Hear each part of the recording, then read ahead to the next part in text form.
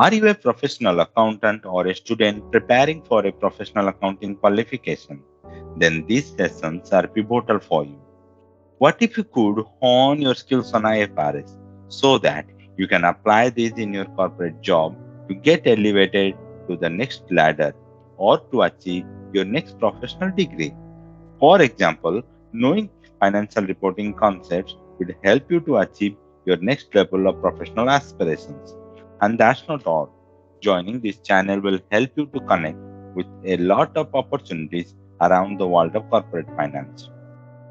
I'm quite excited to take you on this journey. The first session of this series is the Conceptual Framework. The Conceptual Framework is like the DNA of accounting, providing a solid structure for financial reporting. Imagine you are building a house.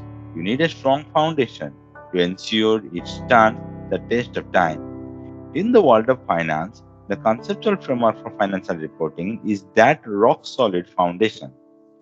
It's like our rule book setting principles that underpin how financial reports are created. In a nutshell, it's the backbone of financial transparency, enabling us to trust the numbers we see and make sense of complex financial landscapes. Why the conceptual framework matters? The conceptual framework sets the foundation for financial reporting by defining the key concepts and principles. It ensures that financial information is a clear, well structured blueprint for investors, creditors, and decision makers. It defines what should be reported, how it should be recognized and measured, and why it matters. First, it ensures accounting standards are developed within a framework. However, the Independent Accounting Standards or IFRS take precedence over the conceptual framework. We will discuss this with a couple of examples later. The conceptual framework provides guidance on the areas where no accounting standard exists. For example, new evolving concepts like cryptocurrency transactions, for which no specific accounting standard exists. The principle provided by this conceptual framework can be used. At the end of this session, we will have question and answers, wherein we will discuss more on this. How the framework is helping in the areas where no formal standard exists. By using the exciting topic of cryptocurrency accounting is going to be get discussed over there. Nextly, it aids understanding and interpretation of IFRS.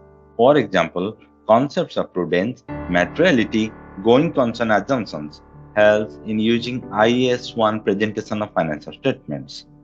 Another example would be the conceptual framework guidance on recognition and measurement principles helps in understanding why revenue is recognized. It's when it's probable that economic benefits will flow to the entity. This principle align with IFRS 15, which provide detailed guidance on revenue recognition. The conceptual framework ensures financial statements contain information that is useful to the users. Users of financial statement base their expectations of return on their assessment of management stewardship of the entity's resources. In other words, users want to assess the stewardship of management of the entity. Lastly, it also helps to prevent any creative accounting by setting principles that underpin how financial reports are created.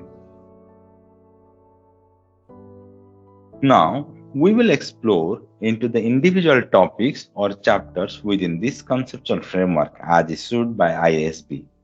It has 8 chapters within it, and we will be discussing each chapter one by one.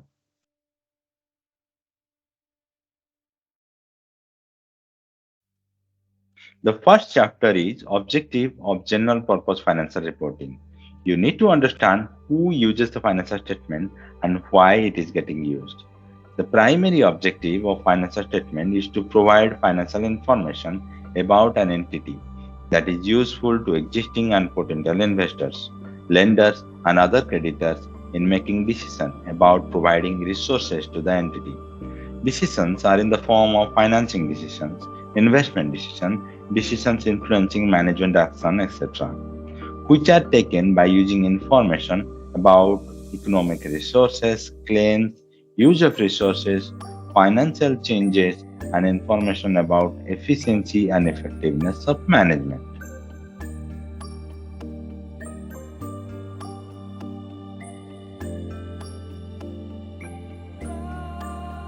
Now we will move on to the second chapter, qualitative characteristics of useful financial information. These attributes ensure that financial information is useful for decision making.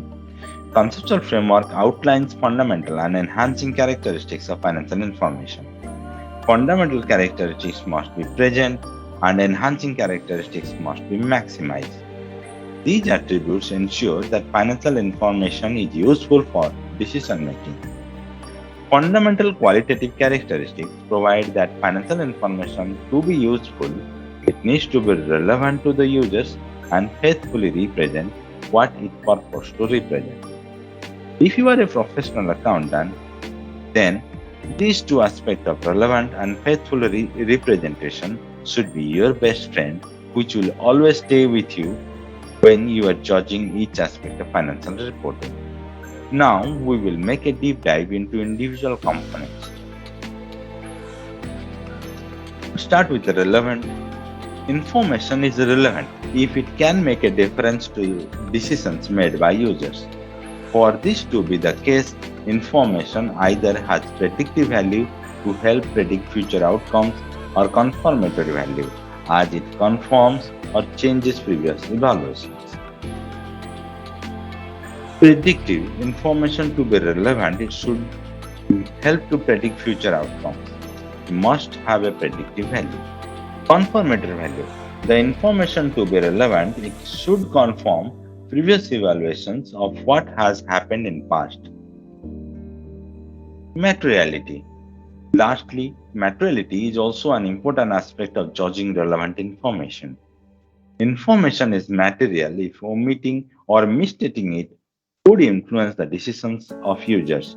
Materiality is literally a measure of whether something is important to the people reading the financial statement or not. An example of an application of materiality is the prior period adjustment. What if you find out that you made a mistake in the previous financial reporting period? What to do about it?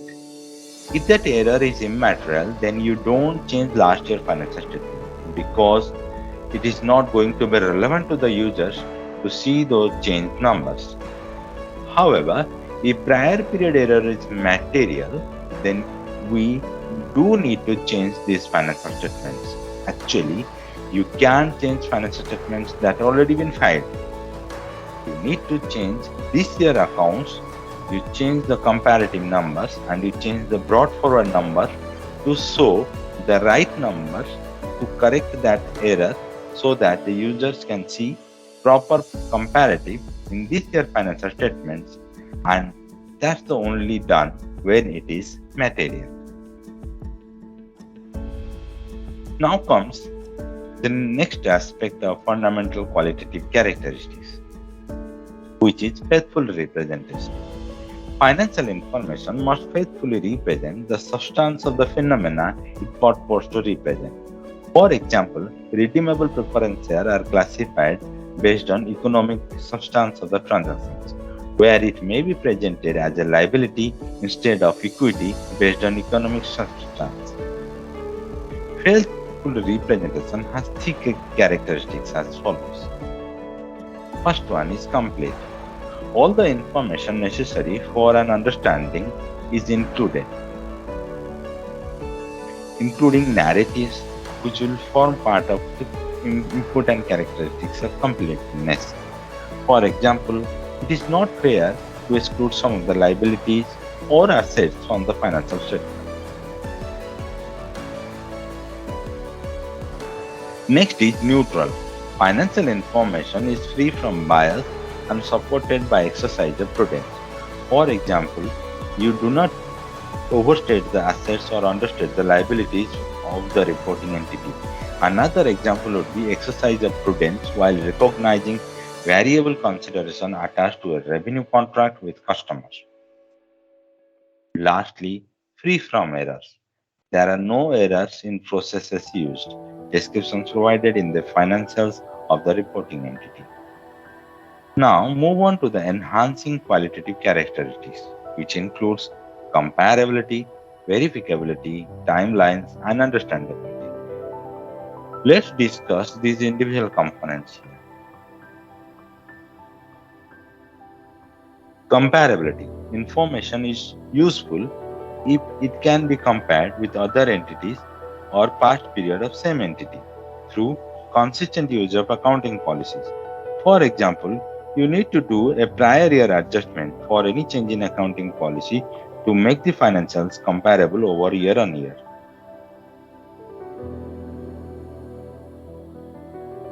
Next is verificability. It provides that information is verifiable when it is credible and reliable, representing the truth. Information is verifiable when two independent professional accountants agree that the numbers tie back to what is really the economic phenomena happening. Next is timelines. In, in time, financial information affects users' decisions. Timely publication of information is essential as older information is less useful. Lastly, understandability. Information is presented clearly and concisely.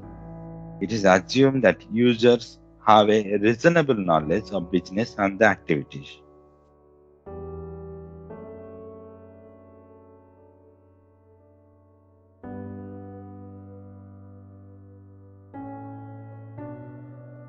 Moving on to the next area, financial statements and reporting entity. The statement of financial position tells users about assets, liabilities, and equity recognized by the entity. The statement of financial position is also useful as it recognizes income and expenses. Other statements and notes provide useful information about risk, cash flows, assumptions, judgments, and unrecognized assets and liabilities. A reporting entity is an entity that chooses or is required to prepare general purpose financial statements. It could be single entity, a portion of the entity, or more than one entity as a whole. This framework states that financial statements are prepared from the perspective of reporting entity as a whole, which could be consolidated financial statement or unconsolidated financial statement. The going concern assumption provides that an entity will continue to operate indefinitely. It is vital for financial reporting because it impacts the assessment of asset recoverable values and liability settlement. For example, the discontinued operations projected separately on the face of the financial statements so that the users know they will not be there in future.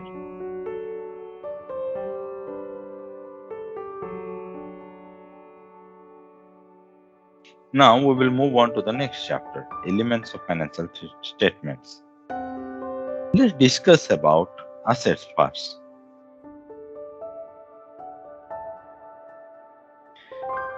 Asset is a present economic resource controlled by entity as a result of past events. Economic resource are the rights with the potential to produce economic benefits. Are all the rights representing assets? The answer is no. All rights are not assets. Assets need to be controlled and have the potential to produce economic benefit to be regarded as assets. For example, staff training expenses are not getting capitalized as the entity cannot control labor turnover.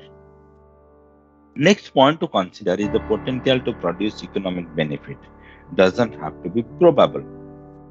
And lastly, substance over form must be applied when capitalizing assets in the books.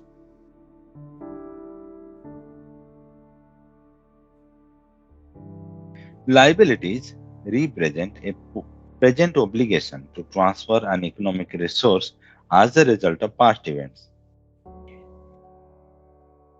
An obligation can be legal or constructive and is a duty or responsibility that an entity has no practical ability to avoid.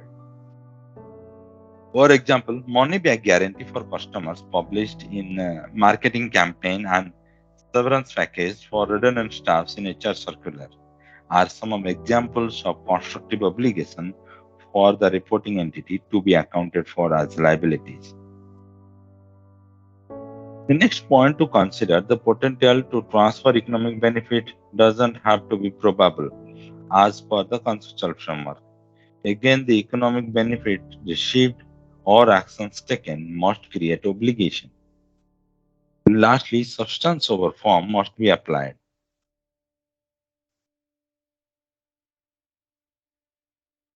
Equity is the residual interest in the assets of an entity after deducting all its liabilities. It includes ordinary shares and preference shares as long as they do not meet the definition of a liability.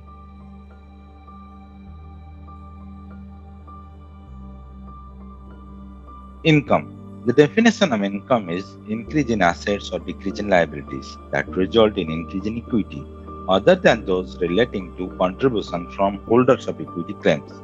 For example, the revenue from customers from sale of goods or rendering of services are regarded as income as it results in increase in assets, that is, cash or receivables that result in increase in equity.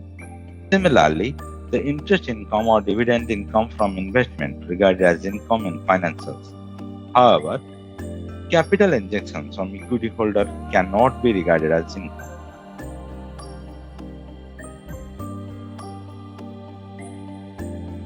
The definition of expenses is decrease in assets or increase in liabilities that results in decrease in equity. On the other hand, those relating to distributions to holders of equity claims, for example, payment to supplier of goods or services to entity as expenses. However, dividend declaration to the holders is not an expense.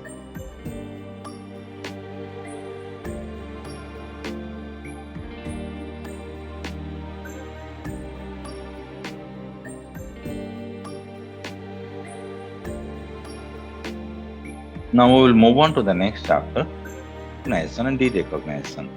As we discussed previous chapter, the elements of financial statement, asset, liabilities, equity, income, and expenses are getting recognized in the financial statement. But when it is getting recognized and how, we will discuss in subsequently. Recognition refers to recording a double entry and capturing an item that meets the definition of an element in the financial statements. An item may meet the definition of an element but not meet the recognition criteria because it doesn't lead to relevant or faithful representation. For example, if a company is being sued by an ex-employee for unfair dismissal, but lawyers advise that chance of the claim being successful is very low, then including that claim in the liabilities in the financial statement will not provide relevant information to users. In similar situations, the recognition criteria do not get followed, and even if that element fulfills the definition covered in the financial statements, still it is not getting recognized. Recognition is done when an item meets the definition of an element of the financial statement and it provides users with information that is relevant and a faithful representation of that item is getting done at a cost that doesn't override the benefit or providing the information.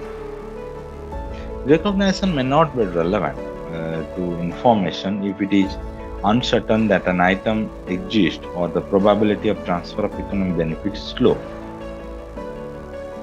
If level of uncertainty involved in measuring an item is high, a faithful representation may not be achieved. For example, companies do not recognize internally generated goodwill as its value cannot be determined, so it cannot be faithfully represented. The reporting entity may not recognize asset if uncertainty over existence, low probability, or cannot be reliably measured, etc. But it may need to be disclosed in the notes to accounts. For example, contingent liabilities like open legal cases or tax demand notice from authorities, etc., are disclosed in the.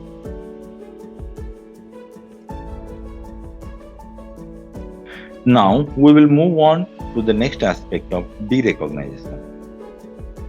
For an asset, derecognition normally occurs when control is lost.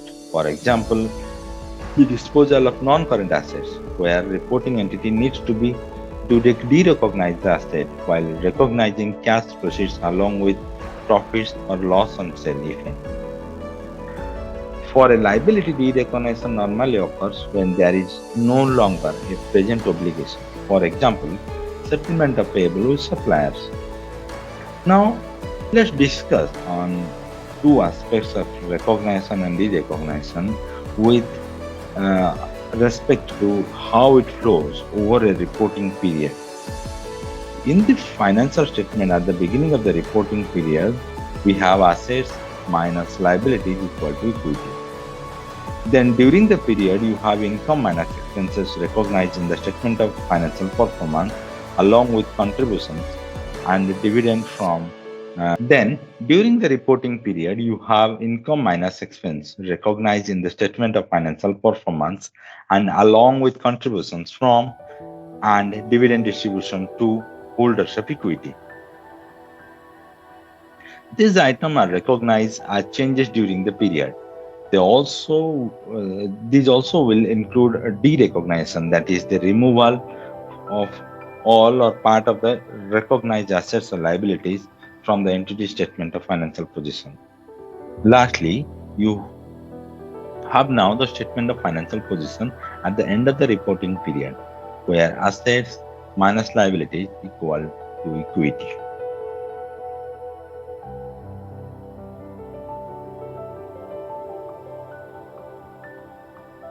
Now we will move on to the measurement area. The framework refers to two main measurement bases, historic cost and the current value. The measurement is a crucial aspect as it underpins the value what is going to be get recognized in the financial statements. History cost is based on the original transaction price when asset is acquired or liabilities was incurred.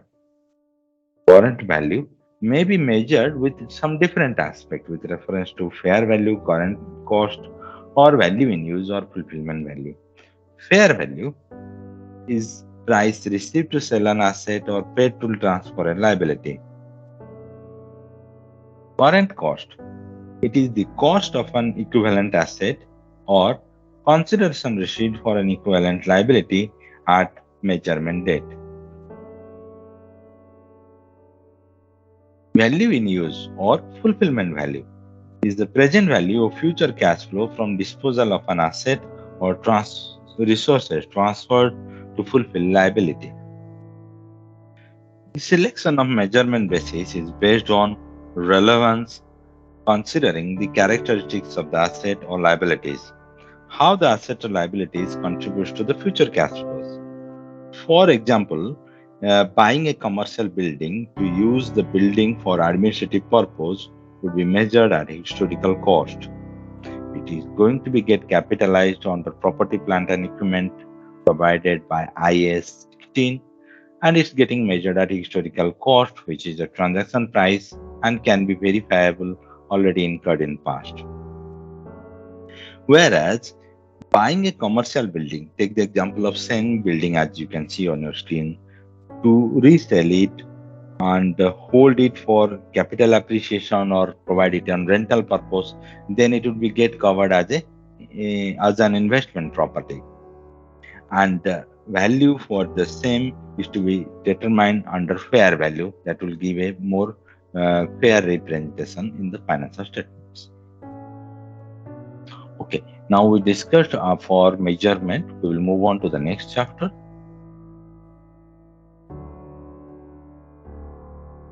Presentation and disclosures. Effective presentation and disclosure ensures relevance, support faithful representation, and increases understandability and comparability of the financial statements. The reporting entity should strike a balance between having the flexibility to provide relevant information and requiring information to be comparable. If dissimilar items are grouped together, then the qualitative characteristics are not reflected. This restrict netting off of dissimilar items. The framework also states for a balance to be struck between aggregating large amount of data and obscuring important detail.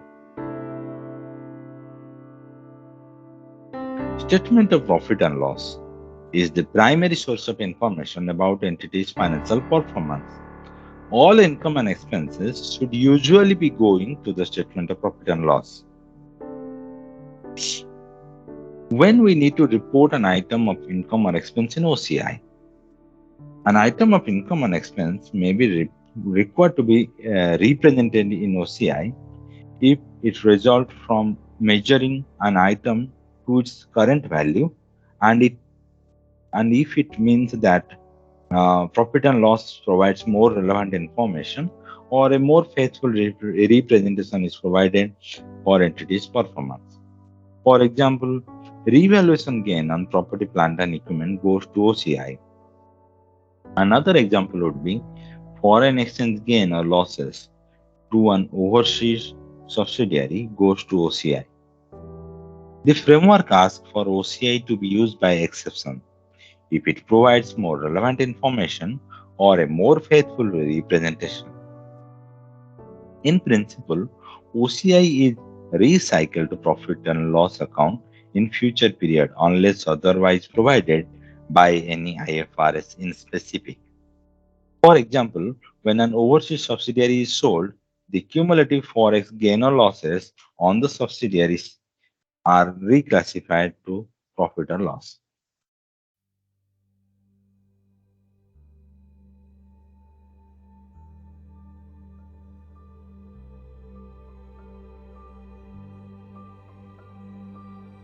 Now, the last chapter is the concept of capital maintenance. When looking at the financial concept of capital, an increase in equity over the period would indicate profit has been made. More useful if user interested in maintenance of capital invested. When looking at the physical concept of capital, an increase in operating capacity over a period of time by the entity would indicate profit has been made. More useful if user interested in operational capacity.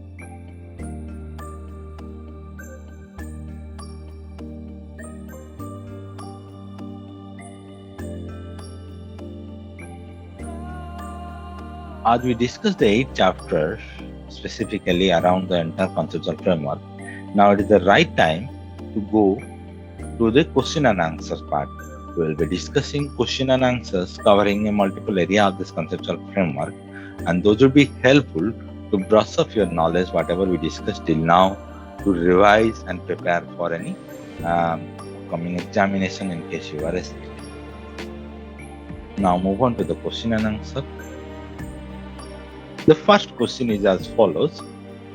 The company, say company X, started having transaction in cryptocurrencies.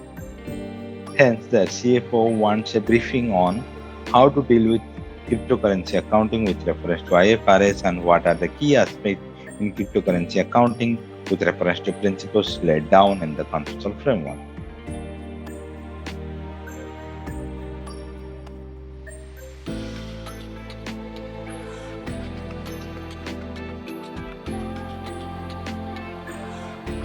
How will you provide answer to this type of question? Let's first break down the question into multiple parts and provide answers to each aspect with analysis. What is cryptocurrency? Cryptocurrencies are digital currencies that operate independently of a central bank, and nowadays it is getting accepted in the place of traditional currencies. Then Is it an asset? N- Then we have to refer to the elements of the financial statement and the definition of asset. An asset is an economic resource controlled by an entity from a past event. Cryptocurrency meets the definition of asset here, as it can be traded or used to buy other assets and is controlled by the entity from past event. Should it be recognized? Cryptocurrency should be recognized in the financial as it meets the definition of an asset and its recognition provides relevant information and faithfully represent the underlying item. What should be measurement basis? The measurement basis should be unique here. Cryptocurrency current value determines its current and future cash flows. Hence, measurement basis should be based on the current value, such as fair value, which would be provide which will provide relevant and timely information to the shareholders.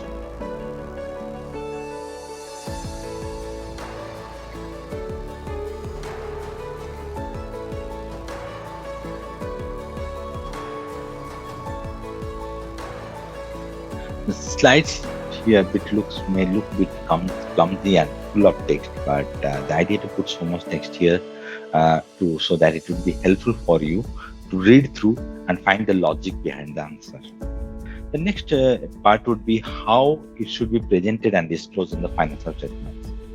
Since it is an asset, it should find to be placed to be reported in the statement of financial position under current assets because of its character of being digital currency. Now, the cryptocurrency fair value measurement should be reported in P&L or OCI.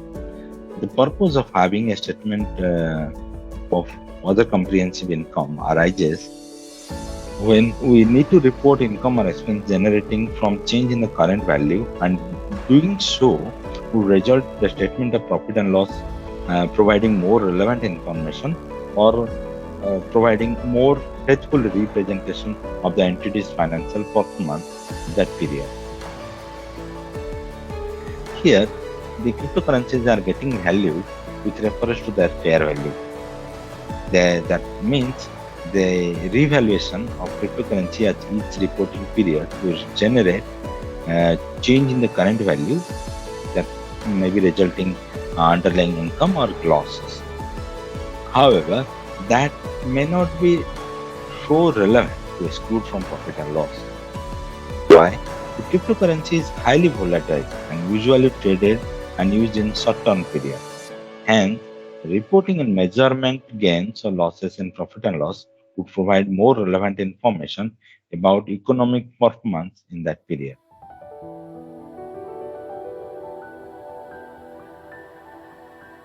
Now we will move on to the next question. Can we recognize internally generated brands or goodwill? If not, why? The organic growth of a company helps to achieve and create internally generated brands, goodwill, customer base, market dominance, etc. This can be regarded as economic resource controlled by the entity because these have the potential to bring economic benefits to increase through increased revenue exposure. However, these are not recognized in the financial statement, despite of the meeting the definition of asset, because it will not provide a faithful representation. However, the conceptual framework states that element should only be recognized if it provides more relevant information or a faithful representation of asset or liability. If there is a high degree of measurement uncertainty, the recognition may not provide faithful representation. The cost of internally generated brand or goodwills cannot be reliably measured because the cost of setting up and developing brand cannot be separated from operating cost of the business, and fair value also cannot be determined as these are unique and not traded in the ordinary course of business.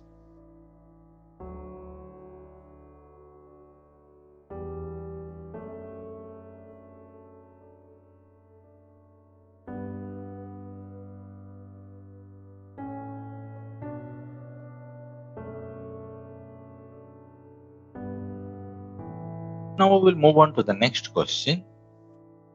What is going concern assumptions and why it is important in financial reporting?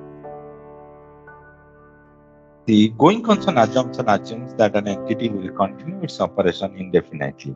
It is important because it impacts the assessment of asset value and liabilities, assuming that the entity will not liquidate in near future.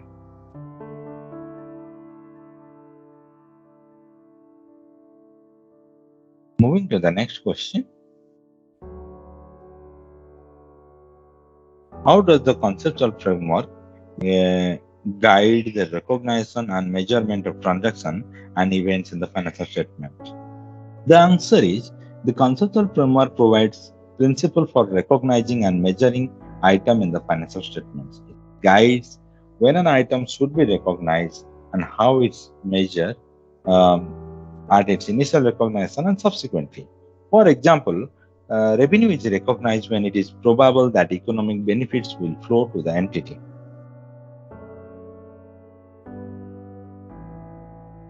Next question is, why it is essential for financial reporting to be consistent and comparable? Consistency and comparability allow users to analyze financial information over time and across different entities. It helps in making meaningful comparison and decisions. It also ensures that financial information is reliable.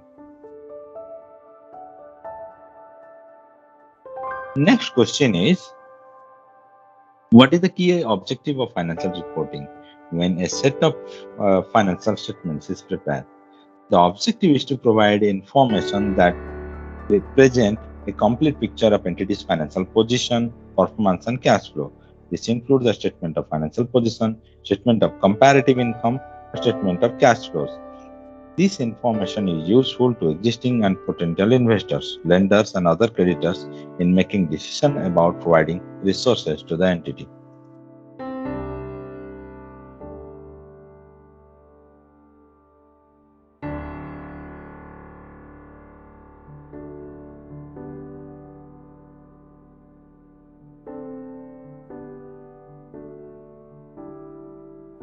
The next question is, does the conceptual framework override any specific IFRS? The conceptual framework doesn't override any specific standard. Where the framework conflicts with the accounting standard, the relevant accounting standard will take priority.